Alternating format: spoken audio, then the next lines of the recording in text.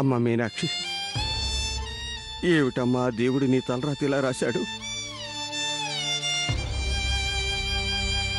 కాళ్లపారానితో అత్తవారింటికి వెళ్లాల్సిన సమయంలో జైలుకు వెళ్లాల్సిన దుస్థితి నీకెందుకు కల్పించాడమ్మా?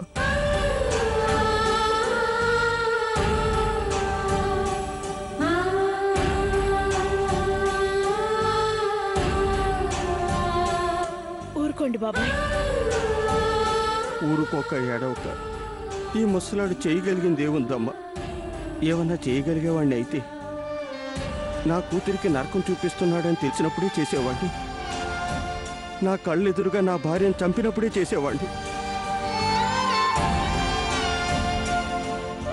ఈనాడు నా కూతురు జైలుకి వెళ్తున్నా కూడా మౌనంగా ఉన్నానంటే ఏమీ చేయలేకే కదమ్మా.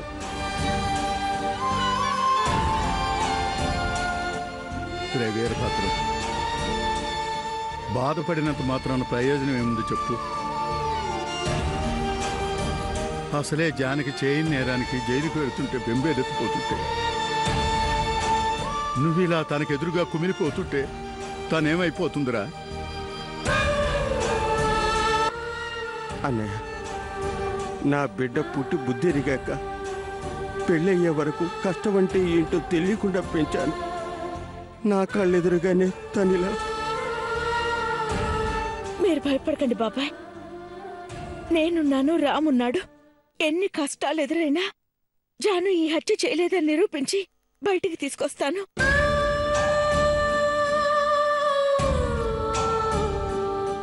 జాను, ఒక పెద్ద వెలుగొచ్చే ముందు అంతా చీకటి ఆవరిస్తుంది.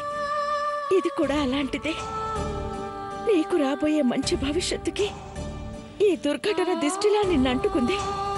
త్వరలోనే అన్నీ తొలగిపోయి అందరం సంతోషంగా ఉంటాం. టైం అయిపోయింది, పదమ్మా.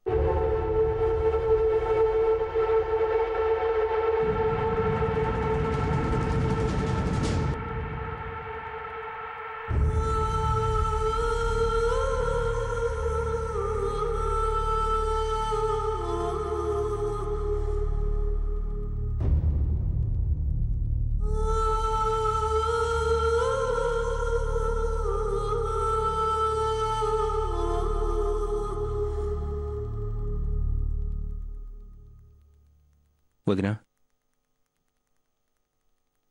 మీతో కొంచెం మాట్లాడాలి.